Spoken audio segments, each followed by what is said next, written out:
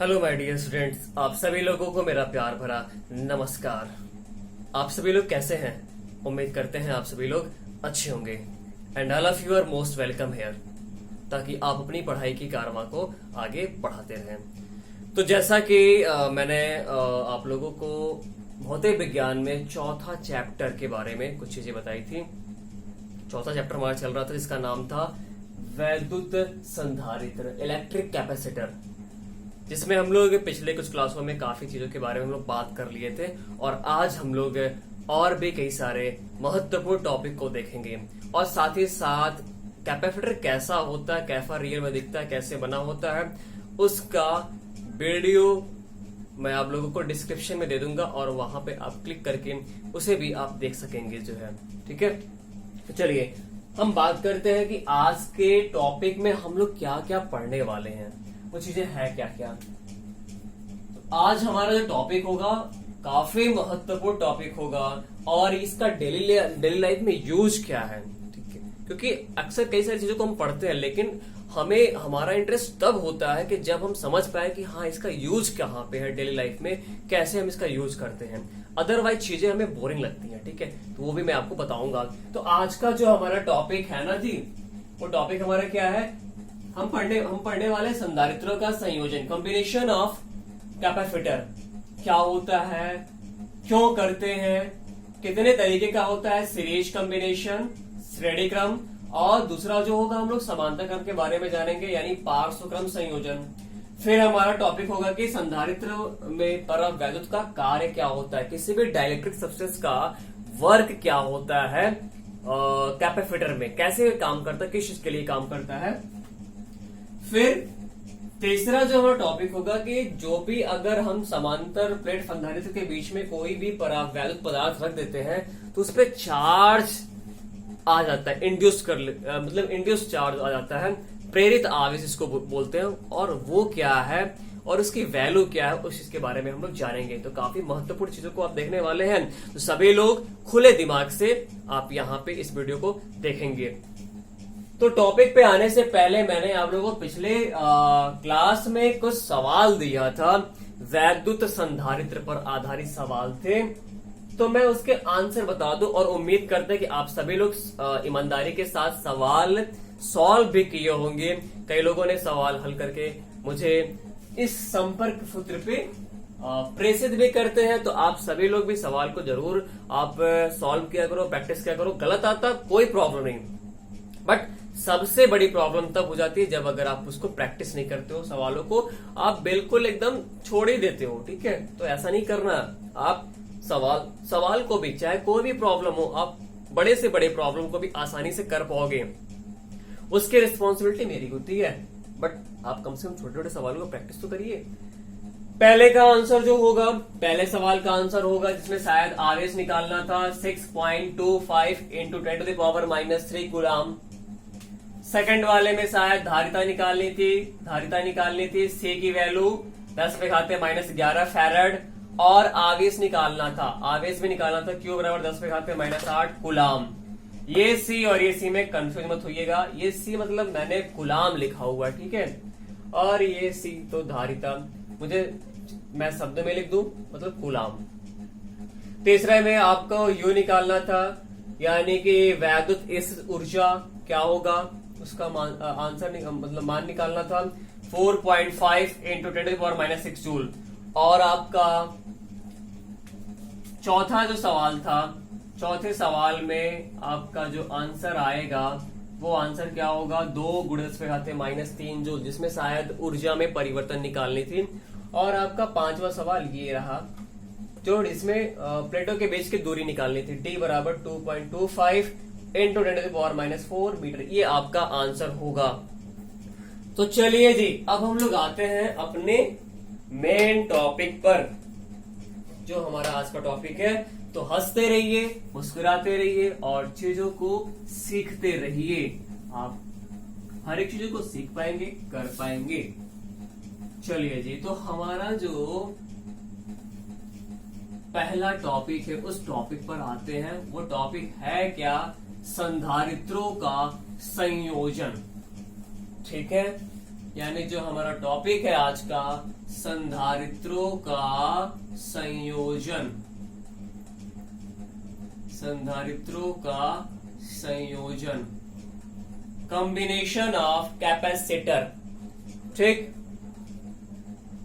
तो संधारित्र को सबसे पहले कुछ चीजें मैं बता दूं, सिंपल सी चीजें। संधारित्र का जो सिंबल होता है, यानी दो समांतर लाइन ऐसे खींचे, यानी दो प्लेटें हो जाती हैं। ठीक, ये जो सिंबल मैंने बनाया है ये किसका प्रतीक होता है? संधारित्र का। और संधारित्र के लिए जो वैल्यू होती है उसकी धारिता का, उसको C से लिखते हैं। ठीक है, इसमें आप चार्ज करते हो तो एक पर आपका आता है प्लस आवेश और एक पर क्या होता है आपका माइनस आवेश होता है।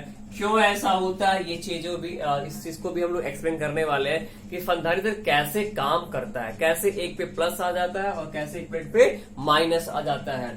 ठीक, सिंपल से अगर मैं बात कहूं तो अभी जब इलेक्ट्रॉन एक जगह से स्थान छोड़ता है ना जी, एक जगह से स्थान छोड़ता है तो जहां स्थान छोड़ेगा तो वहां प्लस बनता है और जहां पहुंचता है वहां पे क्या बन जाता है? माइनस। तो कुछ इस तरीके का खेल होता है, हम उसको आगे खोल के रख देंगे, आप परेशान मत होइए। हम लोग पढ़ने वाले हैं कि संधारित्र कार्य कैसे करता है। ठीक है, तो चलिए जी, तो संधारित्र का संयोजन क्या है और जरूरत क्यों पड़ती है?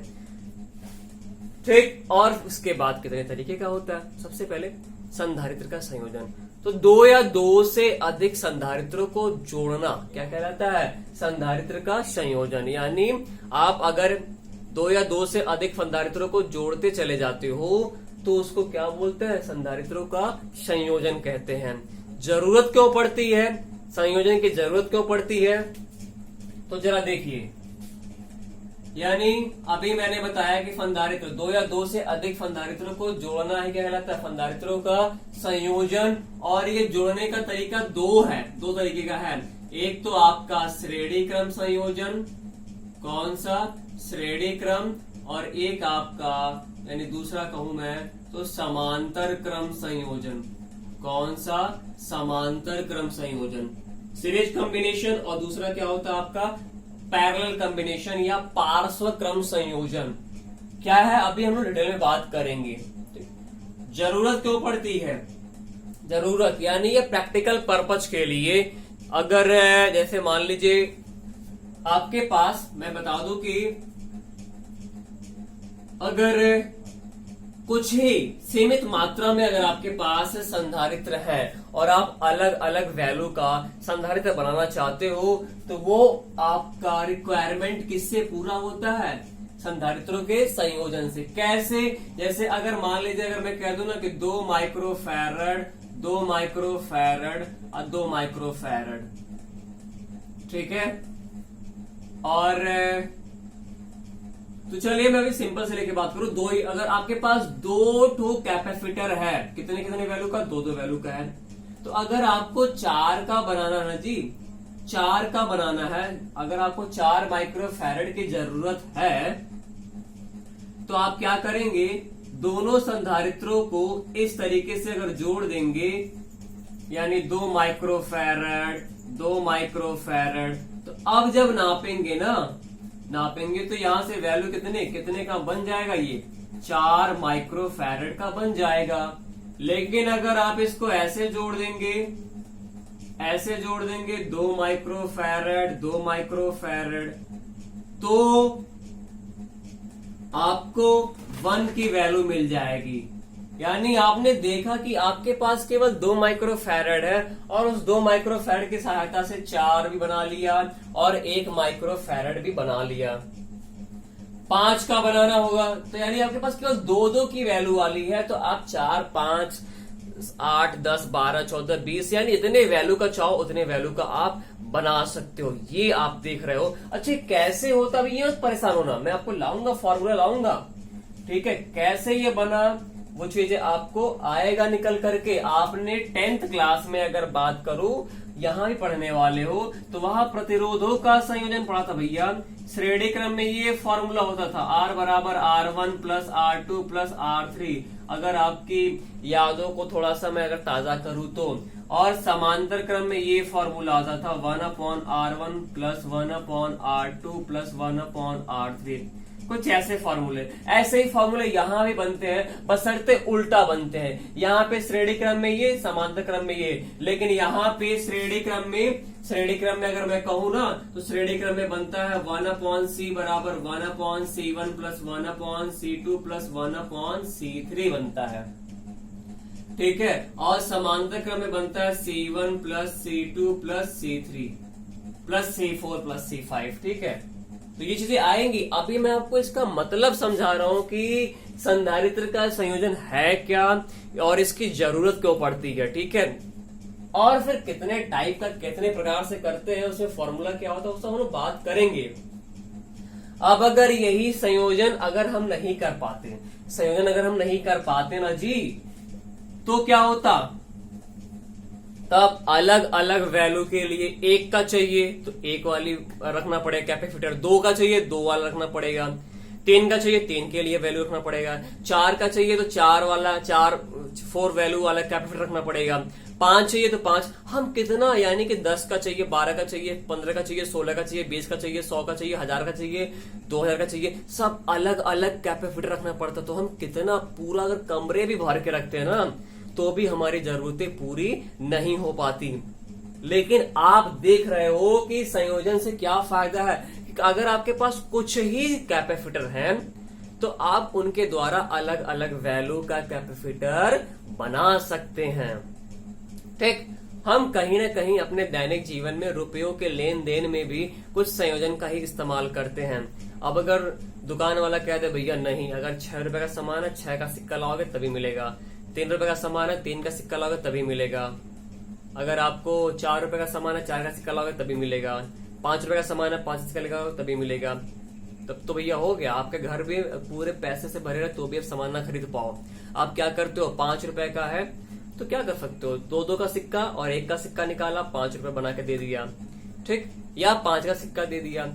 अगर आपको 6 रुपए की जरूरत है तो आपने क्या किया, 1 का सिक्का 6 बनाया दे दिया, या 2 का सिक्का 3 लगाया दे दिया, या आपने 10 रुपए दिया, बोला भैया 6 रुपए काटो 4 रुपए मुझे वापस कर दो। तो यहाँ पे कुछ बताइए ना, आप कॉम्बिनेशन का इस्तेमाल कर नहीं कर रहे हैं, ठीक है। 12 रुपए का सामान है 10 रुपए का नोट अब प्लस 2 रुपए, आपने 12 रुपए बोला भैया ले लो, ठीक है। या आपने क्या करा, 5 का सिक्का और 2 का सिक्का बना दिया, 12 रुपए दे दिया। तो आप देखो ना, ठीक है। तो कुछ इस तरीके से यहाँ पे भी सिंपल सा मतलब संयोजन करने से क्या होता है कि आपके पास कुछ ही अगर लिमिटेड कैपेसिटर है, एक निश्चित सीमा में संधारित्र है, तो आप उनके द्वारा अलग अलग वैल्यू का संधारित्र प्राप्त कर सकते हैं। उम्मीद करते हैं आपको चीजें क्लियर हुई होंगी कि संधारित्र का संयोजन है क्या। अब ये कितने प्रकार से होता है, मेनली ये 2 तरीके से होता है। 2 तरीके से होता है, कौन कौन सा, अब हम लोग उस पे आते हैं, ठीक है। यानी 2 तरीके से। पहला अगर मैं कहूं तो पहला जो तरीका है उसको हम लोग बोलते हैं श्रेणी क्रम। कौन सा, श्रेणी क्रम संयोजन, ठीक, श्रेणी क्रम संयोजन। और दूसरा जो होता है, दूसरा जो आपका है वो समांतर क्रम संयोजन। समांतर क्रम संयोजन, सीरीज कॉम्बिनेशन, पैरेलल कॉम्बिनेशन, या इसको हम लोग पार्श्व क्रम संयोजन भी बोलते हैं। पार्श्व क्रम संयोजन थोड़ा शुद्ध हिंदी में अगर दे दिया तो आप सोचेंगे अरे क्या दे दिया, पार्श्व क्रम संयोजन, ठीक है ना जी। ये श्रेणी क्रम संयोजन, English series combination, parallel combination. चलिए भैया जरा देखते इसका मतलब क्या है। श्रेणी क्रम संयोजन में क्या है कि अगर संधारित्र को आपने ले लिया, ये संधारित्र था, ठीक, तो इसके एक सिरे को आपने पावर सोर्स से जोड़ दिया, ठीक, यानी कि जिससे आप चार्ज करने वाले हो, तो ये पहला। फिर दूसरे संधारित्र को आपने उठाया और चलिए मैं अभी सिंपल से पहली बात बताऊं, ये एक संधारित्र लिया हुआ, दूसरा संधारित्र उठाया आपने और ये पहले वाले का जो दूसरा प्लेट है दूसरे वाले के पहले प्लेट से इसे जोड़ दिया। फिर दूसरे वाले का दूसरा प्लेट जो है अगले वाले के पहले प्लेट से जोड़ दिया। यानी इस तरीके से अगर आप जोड़ते चले जा रहे हो, ये C1 का है, ये C2 वैल्यू का है, ये C3 वैल्यू का, ये C4 वैल्यू का, तो ये आपका कौन सा कॉम्बिनेशन कहलाएगा? श्रेणी क्रम संयोजन।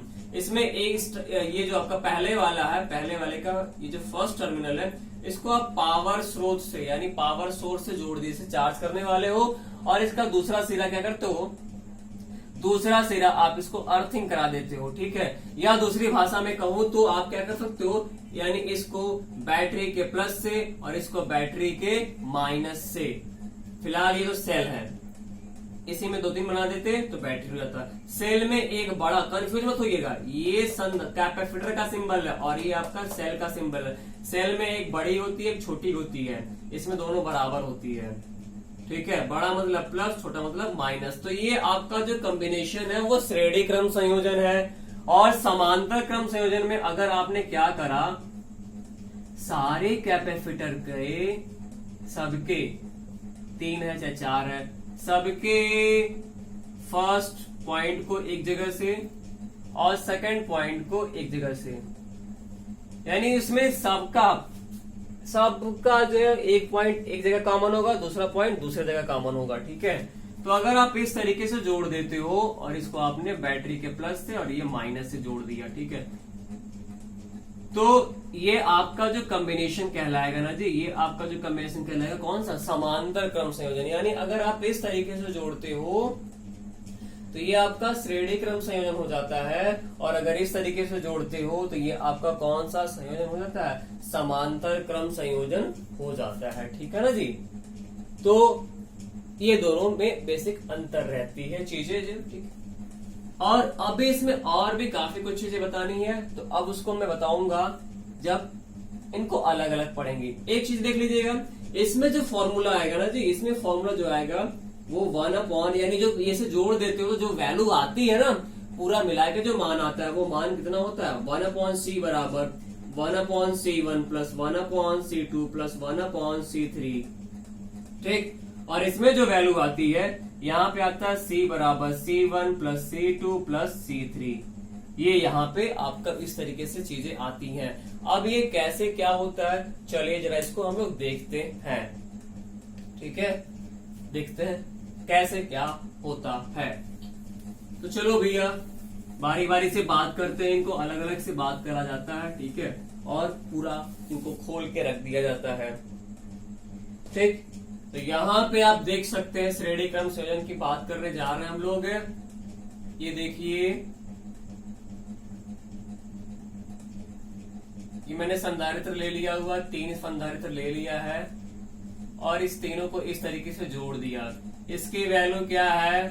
C1, यानी ये C1 वैल्यू का है, ये C2 वैल्यू का, ये C3, 3 लिया चाहे 4 भी ले सकते हो, ठीक है। और इसको बैटरी के आपने प्लस से जोड़ दिया और इस सिरे को बैटरी के माइनस से जोड़ दिया, ये प्लस और ये क्या आपका माइनस, ठीक। तो देखिए अब यहाँ पे क्या है, ये कितने वोल्ट की सेल या बैटरी है? V वोल्ट का। कितने वोल्ट का? V वोल्ट का। तो श्रेणी क्रम में होता क्या है? श्रेणी क्रम में खास बात ये है, देखिए जी, इस पे आपका आएगा प्लस और इस सिरे पे आ जाएगा माइनस, फिर यहाँ पे आएगा प्लस और यहाँ पे माइनस, फिर इस वाले सिरे पर प्लस और इस वाले सिरे पर आपका माइनस, नेगेटिव चार्ज। ये C1, C2, C3 हो गए। तो देखो श्रेणी क्रम में क्या होता है ना जी, श्रेणी क्रम में एक बात है कि सब पर आवेश का मान समान होता है, मतलब इस पर भी आवेश Q होगा, इस पर भी आवेश Q होगा, इस पर भी आवेश Q होगा। श्रेणी क्रम में सब पर आवेश का मान समान होता है, लेकिन विभवांतर क्या होता है? विभवांतर जो भी आप लगाए जितने वोल्ट का है, ठीक है, वो इनमें बट जाता है। यानी इस पर V1 और इस पर क्या आपका V2 और इस पर क्या आपका V3। कहने का मतलब अगर आपने 10 वोल्ट का लगाया है तो हो सकता है कि कोई 2 वोल्ट ले, कोई 3 वोल्ट ले ले, कोई 5 वोल्ट ले ले, यानी जोड़ोगे तो 10 ही आएगा। यानी जो टोटल वोल्टेज है वो आपका बट जाती है, लेकिन आवेश सब पर क्या होता है, समान होता है। सिंपल सा जैसे प्रतिरोध में करते थे, जो करंट बहती थी, जो धारा भाई वही इसको मिलती थी, वही इसको, लेकिन यहाँ पे करंट नहीं, यहाँ पे चार्ज आवेश भाई, यानी इस पर जितना आवेश होगा उतना इस पर, उतना इस पर। वही समांतर क्रम में क्या होगा, समांतर क्रम में आपका बदल जाएगा। ठीक है, समांतर क्रम में आवेश अलग अलग होगा लेकिन वोल्टेज समान होगा, बात करेंगे हम लोग। ठीक, तो चलिए भैया यहाँ पे हम लोग बात कर लेते। देखिए यहाँ पे ये वोल्टेज कुल था, अब ये बट गया, कितना कितना, इसको कितना मिला, इसको कितना मिला, इसको कितना मिला, जरा निकालते हैं पहले वाले को। तो एक बात बताइए, आप एक सामान्य फॉर्मूला पढ़े थे, C बराबर Q अपॉन V, C बराबर Q अपॉन V, ये पढ़ा था ना। यहाँ से V बराबर क्या लिख सकते हो, V बराबर क्या, Q अपॉन C। माने विभवांतर निकालना है तो आवेश बटा धारिता, तो इसी आधार पे लिखने वाले हैं। यहाँ पे बात करते हैं विभवांतर का, विभवांतर बराबर क्या हो जाएगा, होता है आवेश बटा धारिता। ठीक, V1 बराबर ये हो गया समीकरण नंबर 1। दूसरे के लिए बात करेंगे तो यहाँ पे विभवांतर अगर बात करना है तो क्या, यहाँ पे आवेश बटा धारिता, समीकरण नंबर 2। ठीक, फिर इसके बाद यहाँ बात करेंगे तीसरे वाले पे, तो आवेश बटे धारिता, इक्वेशन नंबर 3। ठीक, तो अब ये अगर इसका वोल्टेज अगर जोड़ दे तो कुल वोल्टेज निकल के आ जाएगा, यानी कुल विभवांतर V बराबर क्या हो जाएगा, V1 plus V2 plus V3। ठीक, यानी टोटल निकालना है तो इसका तीनों को जोड़ दीजिए, टोटल निकल जाएगा। तो V बराबर V1 की value Q upon C1 plus Q upon C2 plus Q upon C3। तो यहां से V बराबर Q कॉमन ले लिया, अंदर क्या बचेगा, 1 upon C1 plus 1 upon C2 plus 1 upon C3। समीकरण नंबर, इसको A कर लेते हैं, A। ठीक है जी, चलिए अब क्या है कि अगर हम मान ले इन तीनों के इक्विवेलेंट, इन तीनों के बराबर एक अकेला आदमी है, एक अकेला धारिता जिसकी मतलब कैपेसिटर जिसकी वैल्यू C है, इसको आपने बैटरी से जोड़ दिया V वोल्ट से।